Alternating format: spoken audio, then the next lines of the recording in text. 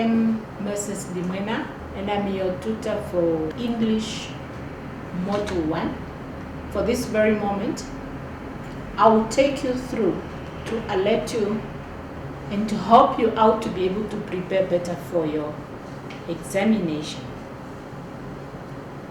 I hope you are ready and prepared to take the long tour with me. To begin with, we actually have to look at the differences between the American English and the British English language, right? Despite some relationship in terms of language, there are some distinct differences between the British and the American English. The differences lie in terms of the following. Vocabulary is one point how they differ. The choice or the nature of vocabulary between the American and the British English differs. For example,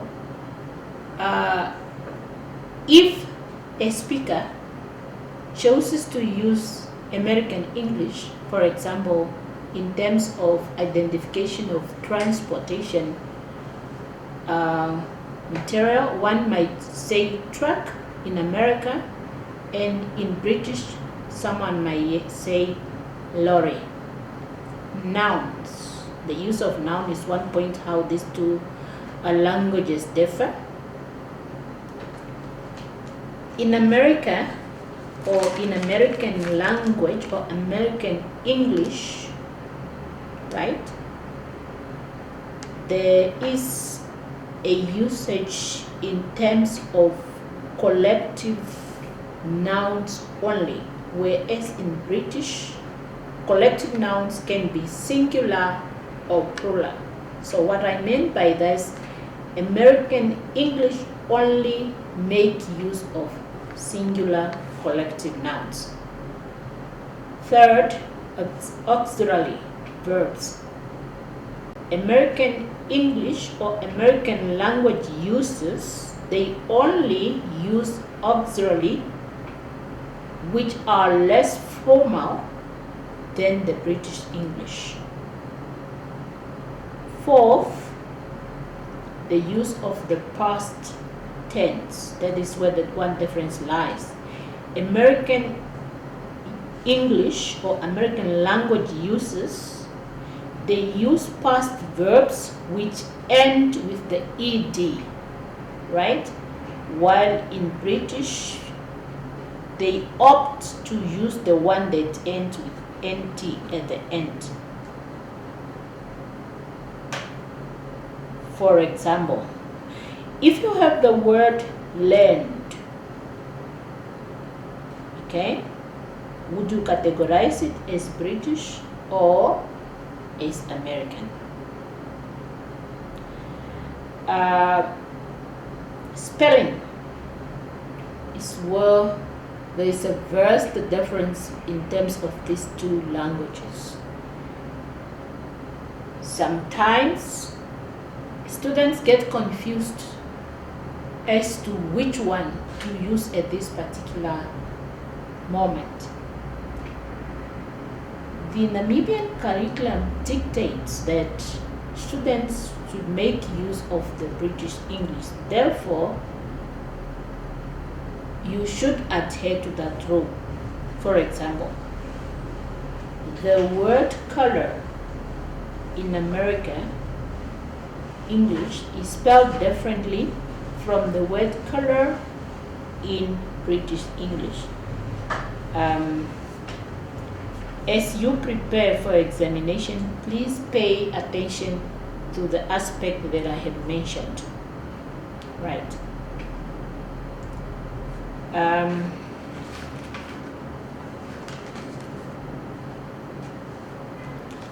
We begin to look at the relationship that exists between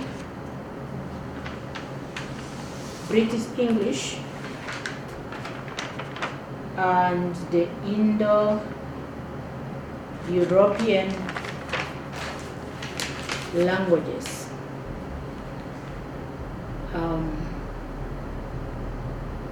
Languages, though different by naming, they are related in so many ways.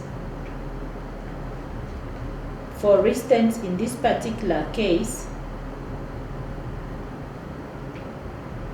take note for this example that I'll give you, that today, as we are speaking, there are 3.4 billion of people that speak the Indo-European languages that include English. If we say that the British English, that already on its own tells us there's a relationship, because the speakers of the Indo-European languages, they are also English speakers. Some of the visible similarities that exist, we can trace it in terms of the structure of a language, where we pay attention to the grammatical aspect of it. There is a relationship. There is also a relationship when it comes to the vocabulary usage of these two languages, and a slightly difference might exist in terms of pronunciation. Okay, for instance, if you trace the word father and you trace the word daughter, those two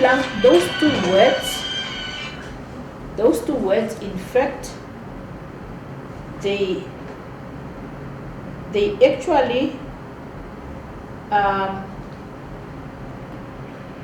exist in both languages, in British and in Indo-European languages. The only difference is how we pronounce them and how we spell them, but each language structure made provision for the existence.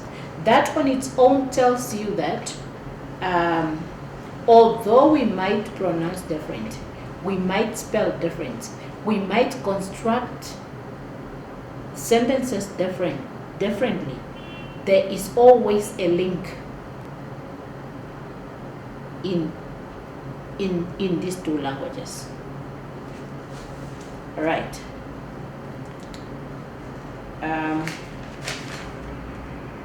Let us move on with the spread of British English to Africa. Quite interesting. Africa as a continent has been and will continue to be a victimized continent because of its natural resources. Not only in English as a subject, many subjects, particularly the history, has said a lot in terms of how Africans and the continent itself became victim of other continents. The richer the continent, the risky you are. Now, we are talking in terms of language, how it happens that the Africans now, they do speak English, British English as part of African languages as I speak today. Now, when the colonizers arrived in Africa, which are the British, okay, they have occupied different African countries, including Namibia. The history is long. I'm actually not here to tell the history, but all what I want you to pick up is that upon their arrival, they arrive with their language. It is an inborn feature. So whatever they have to do, they have to communicate. Be that one of the aspect that you can trace in terms of how English spread to Africa is the point that upon arrival, trade began to take place. Okay, they started doing business, and in business, one has to communicate, and by communicating, one of the medium of communication was, language of communication was English, and that is how it was then spread within the African continent. The colonizer, upon their arrival, they also come along with Christianity. Many Africans, remember, they were not Christian, but when the colonialization arrived in Africa, many Africans, they became Christian, and by conducting the Christianity activities like preaching of the gospel, baptism, singing, reading of the Bible, all those activities, they take place in church, or they take place because of Christianity. People learned the English language. But also within that, there has been a process of printing of books, right? People, they have to learn how to read. They have to learn how to write. And by doing so, they have been using, or they have to use, the British English. So as they do that, the process continues, and that is how they have learned the language. So it's mostly business that they also have to begin to trade among themselves. Okay. Churches brought also along missionaries, and missionaries, they were also within a specific mission to make sure that the Africans, they become what you call educated nation. So by doing so, they started building school. And remember, when you have a school, we have a teacher, and such a particular teacher should use English as a medium of instruction to communicate the content to the students, or to the learners. It depends on what level. And we have books also that has to be printed again in the process.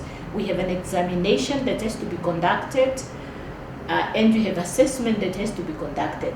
So all these activities, that is how the English language finally finds itself in Africa and remains in Africa, because every activities that we do as a human being on this planet requires English to be used as a medium of either instruction, or a means of communication, or a means of expression. Sometimes not only formal activities. There has been an interaction of, even we talk about intermarriages has been taking place in Africa, and by that, language has been learned, acquired in a process, right? So when you prepare, your reasoning should be around those aspects. You can also make now references to certain countries, like who colonized who, but the point of interest is, I would want to see you pointing out the activities on how British English has been spread to Africa, like which activities were responsible for that. Okay.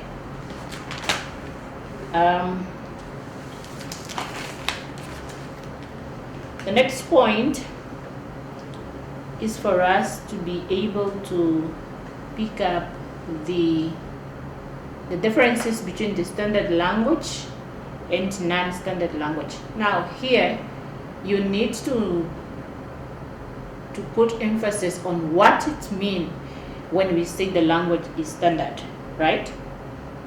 And what it means when we say it is non-standard. When a language is standard, it has what you call the predefined rules and words for both written and verbal. There are rules. There are grammatical rules to follow. You don't just do whatever you want to do. You adhere to the rules. This is why we have language policies that exist. This is why we have the national language policy documents that dictate how learners and teachers have to do in terms of verbal, what is expected and what is not. So a standard language has a conventional forms of language established and maintained. Remember those rules. They are there for you, they are there for me. They have to be kept constantly. We don't even need to break them. Language standard may occur either naturally through the development of speech community. Okay. Whereas when a language is standard, further make sure that there is a correct use of language. The focus is more on correct written language.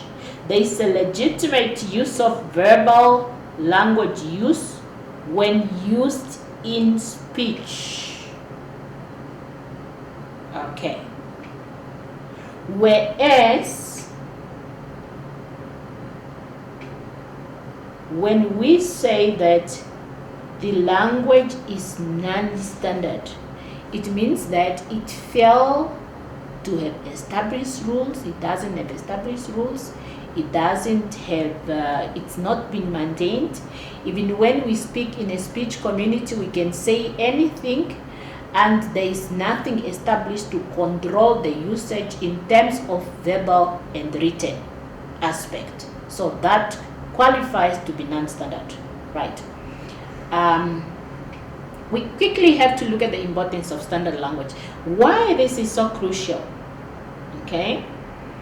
So one of the important things is that we are moving on to what we want to achieve, which is called professionalism, where the words are used to the word use should be understood in the same way across. What we say here in Namibia, even if we are using the British language that comes across, they travel such a long journey to arrive in Africa, you should be able to say that correctly, accurately, the same as someone who is a native speaker, more or less. That is what the requirement is. We are also saying it is quite important because these days we are talking about the term known as branding, where used words in a brand create an audience that for your brand acquires a target, right? So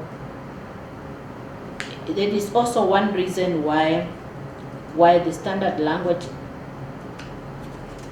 is so important, that everything that we say here, wherever we are, should be the same. Should be the same across, so that people will not categorize you to say, I know this particular person doesn't belong here, and this one belongs here, and so. So you avoid being victimized because you are the one failing to follow the correct standard. Okay. If people don't follow correct standard, which are in place, the rules of grammar, if it is forbidden or being ignored, it can result in what we call language errors. Okay. Some well-noted language errors are as follows. They are transpired in subject-verb agreement, very common, singular and plural form, use of articles and full stop, use of adjectives and adverb, and spelling errors. They are quite common. The spelling errors comes in because some people, they fail to differentiate. Okay, sometimes they come in, they fail to differentiate between either the British or the American English. Some, they just have a natural defect that they just fail to spell. They just don't take it serious. And remember, when you don't spell correctly, then that means the meaning that you convey to the next person is likely to be otherwise, not the one that you meant. Some reasons why we have language errors, reasons why they occur, right? Uh, as I spoke earlier, talking about the rules of grammar and the legislation in place. The legislation in place, I mean that there are language policies which dictate how English should be taught in Namibia. Say, for instance, let's take an example of what the policy says in terms of medium of instruction at the early stage of teaching and learning.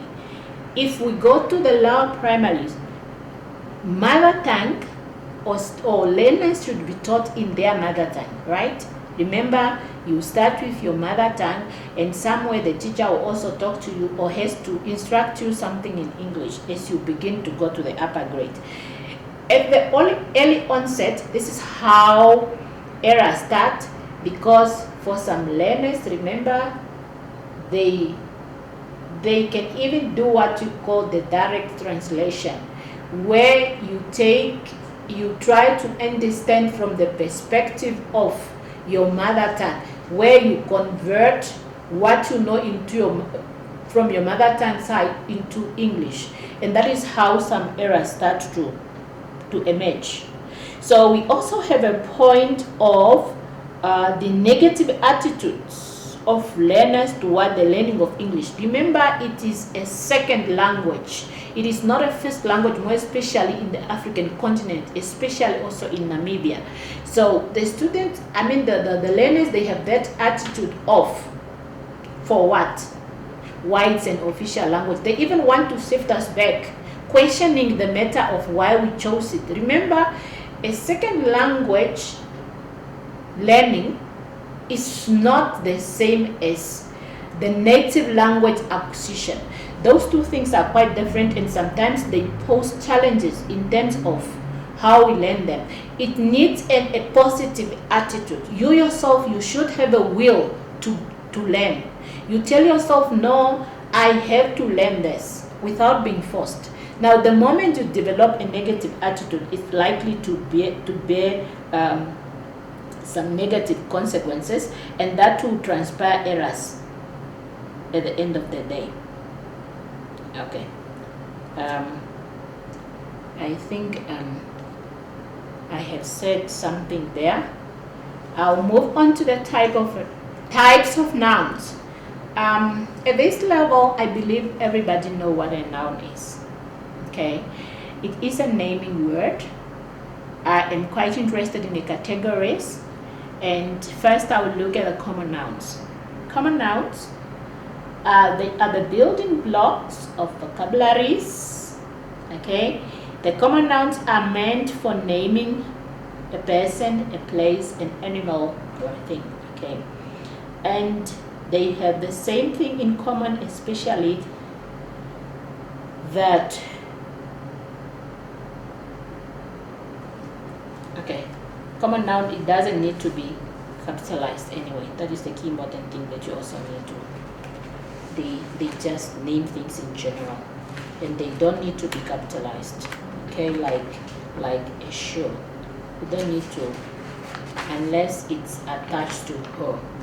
Then we move on to proper nouns. The proper nouns are actually capitalized, unlike common nouns. They refer to place, person, a thing, or an idea. And what differentiates them is that for them being proper, they need to be capitalized. They need to be prominent. They need to stand out. They need to be prominent. We need to recognize them, right, in writing. Okay, by making sure that we start them with a capital letter. Abstract nouns are nouns that we cannot see. We can only imagine. They are abstract. They are hard to understand, more especially, say for instance, if you have to teach the lower primary children, it will take time for them to pick up these nouns, because the brain is still under development, and for that reason It's only as your cognition matures, you will be able then to have that comprehensivity of what it meant by this type of noun. For example, the word hear, taste, smell, feel, love. You know, we always talk about love, but if I send you out there and say bring love on the table, you would not bring it unless you just come out with an issue of expressing what is likely to be, but concretely you will not bring it, right? Collective nouns are nouns that describe two or more things, right? Yeah, a group of. They meant to identify a certain group of people or a thing, right? Like a school, a bunch of flower, and so on. Nouns, they can either be countable or non-countable. Okay, when they are countable, they can form both singular and plural. Okay, like a book versus books. Uncountable, we can't count them, or we cannot count them in any way, like sugar, or rice, or love, or freedom, or water, or milk, and so on. Nouns, they can also be singular and they can also be plural. Okay, the singular nouns, okay, they name singular things, places, idea, and person. Versus the plural nouns, they are there to name plural things, places, idea, and people. So the example is so simple. You can have a singular noun like a potato, and if there are many, it becomes potatoes. Okay.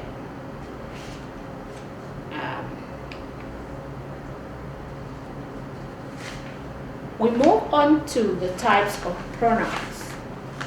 As we spoke about nouns, the pronouns are words that stand in a place of nouns. If the nouns are absent, then there should be a word known as pronoun. Pronouns comes in category as well. We get a personal pronouns that tell us about number of items. They tell us about the number of items. They are associated with a particular person. They are also referring to animal, peoples, or object. Okay. Then we have the subject pronouns. They stand in the place of things. Example, I love you, he, she, it, they. Okay. If you do not want to say Maria and Nangula, maybe you might say they. If you do not want to say Thomas, you might say he, and so on. Let's look at the reflexive pronouns. They refer back to the subject in the sentence. They refer back to the subject in the sentence are objects that refers to the subject. Okay, right. Like we have ourself, okay, themself, okay, you yourself, okay, himself, and so on. They refer back. Okay.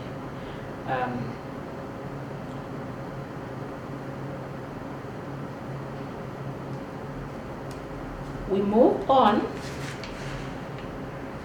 to the indefinite pronoun. They refer to a non-specific beings. They do not refer to any person. Okay? They replace a noun or other pronouns like each, neither, everybody, anybody, nobody, someone. This one category, I know you like it. They can be singular and plural. Okay. And we get a reflective pronoun, right? That it is meant to provide more information about the person, or it can connect a noun and a phrase. Example, who, whom, whose, what, where, whatsoever, whomsoever, and so on.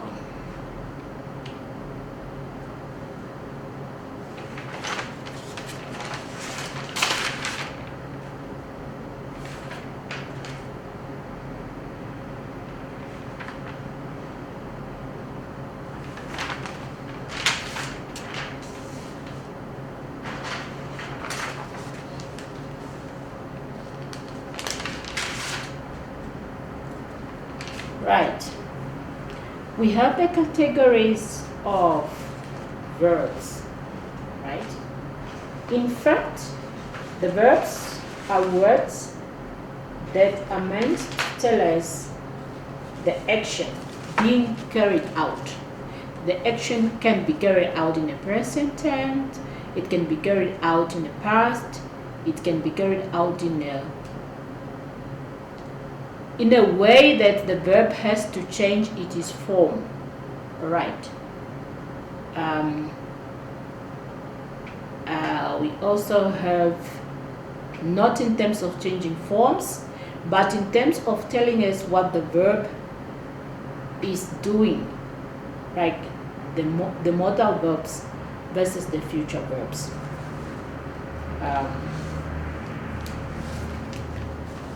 If the verb is a present verb, say for example, it is actually denoting or telling us what is being done at that particular moment, what is being done habitually,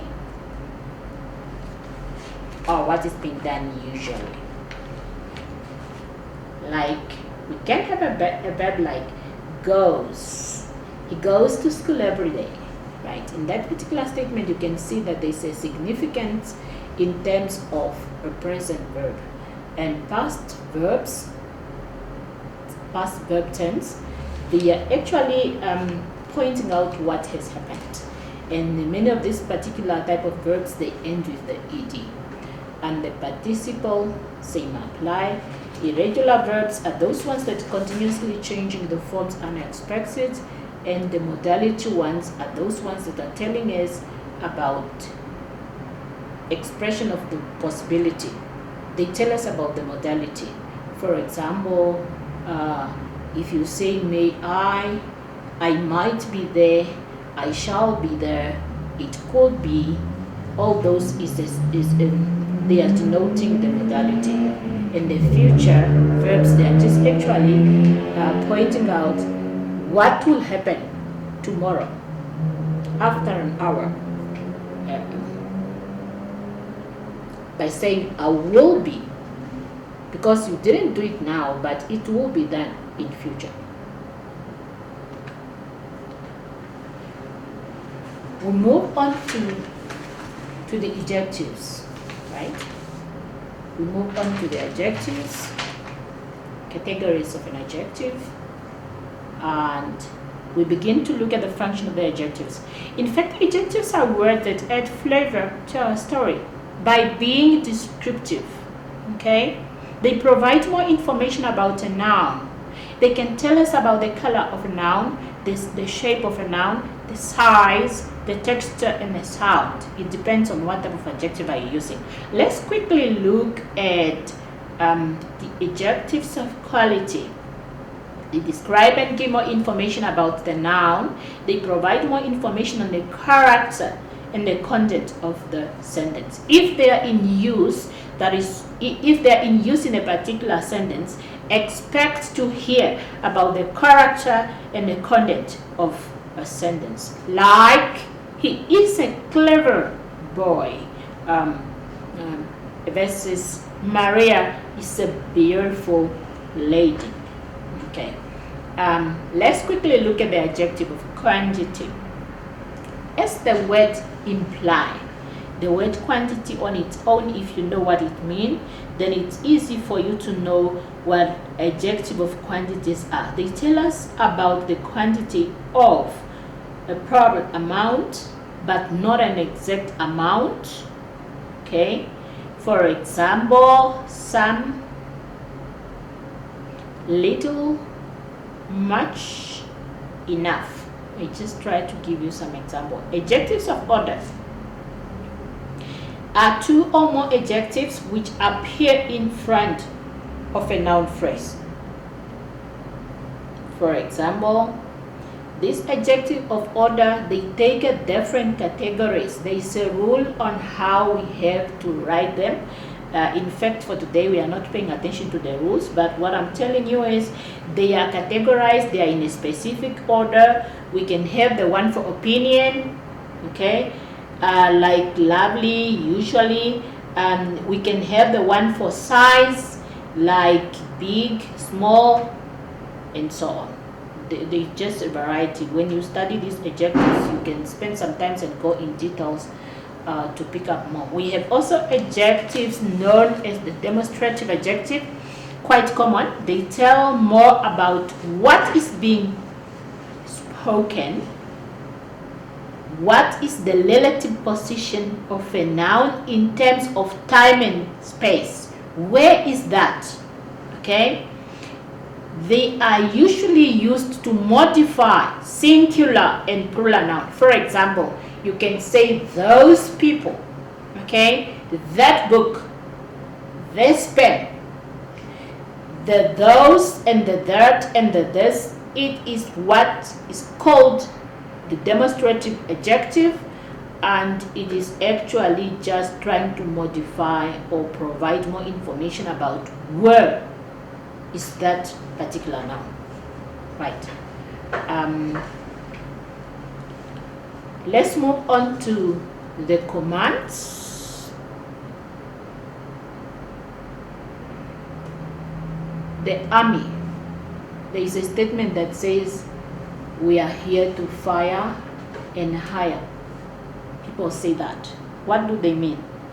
They do that because they have the authority to command, to instruct something to do something.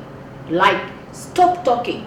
That is an authority that a teacher in class has.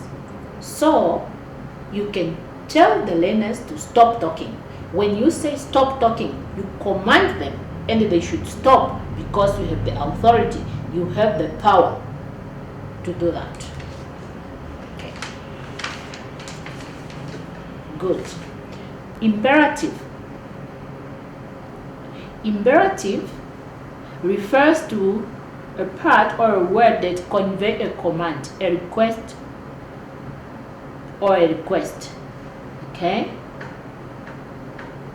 Or in using imperative, you can also give advice, you can also give instruction, or you can also give an advice or instruction. Imperative, in fact, they are not really, it is a family in terms of word categories of commands. The commands, because when you give an imperative commands, they also falls under that category. For example, you can say, have a blessed day. Okay? Please join me for dinner tonight. Bring me a glass of water. So, those are just some examples that I gave you. And finally, in this slide, we have what is called a gerund. A gerund, it is a verb that acts like a noun, functions like a noun, like a complement, a subject, or an object in a sentence. For example, if you write a statement that, or a sentence that says, writing English is very difficult, the parts that start with this particular sentence that says writing, the ing and the word writing itself, it denotes the gerund. Or, I like writing English. Or, watching television is my favorite activity. Okay. Conjunctions. The conjunctions are words that are used to link part of a sentence or phrases or clauses. They actually help out as we link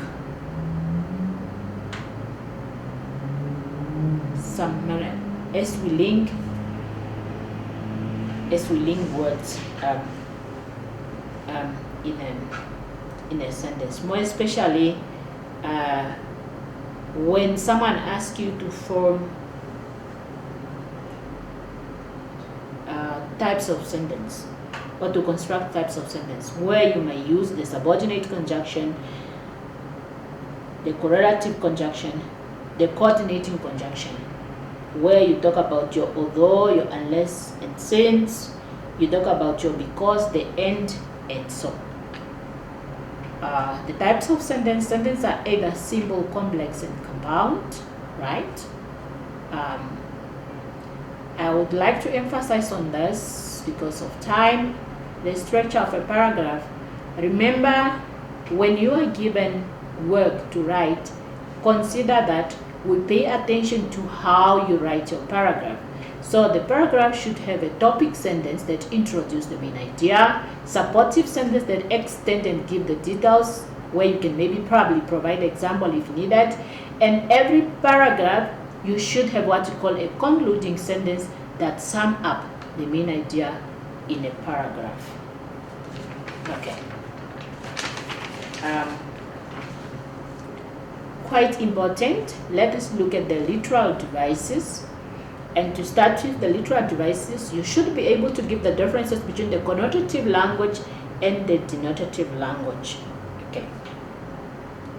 The denotative language, it refers to a direct definition of a word that you find in a dictionary. Whereas the connotative language, we are talking about the extended meaning. Okay. Part of the metaphors, they falls within the connotative language. The prejudice language, it's a language that contains the bias, unfavorable opinion, formed without knowledge, and that is how sometimes you can criticize people, maybe based on their skin color, or victimize them, and so on. It's actually not really a good language to use, but it's something that we need to know. Rhetoric questions.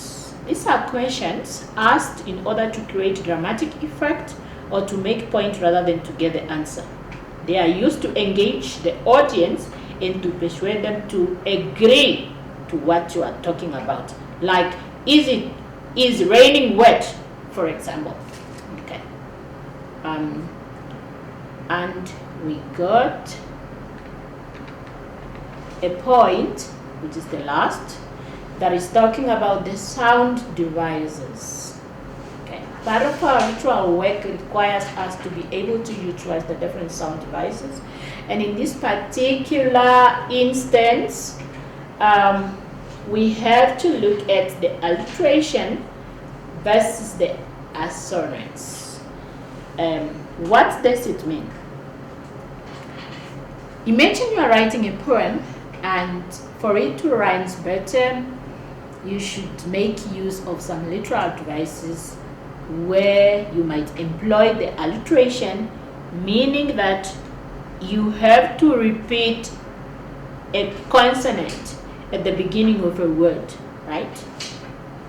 And the assonance, you have to repeat a vowel in a stressed syllable. Okay, so when you read a poem, mostly be considerate to pick up some of these literal devices. As you continue to read, you say, where is this person? Maybe in actual fact, make use of the alliteration and be able to underline and say, okay, as I read here, there is part of the alliteration used here. I am able to pick up the assonance. Thank you very much. I have finally made it to the end of the presentation for English Module 1. I hope you'll find this information quite useful in preparation of your exam. So I'm available, I'm willing either to explain more, because remember these presentations are done within limited time. You might find out that at a point you need more information on a certain aspect. Please feel free to contact me. I'll be able to help you. Thank you and stay blessed.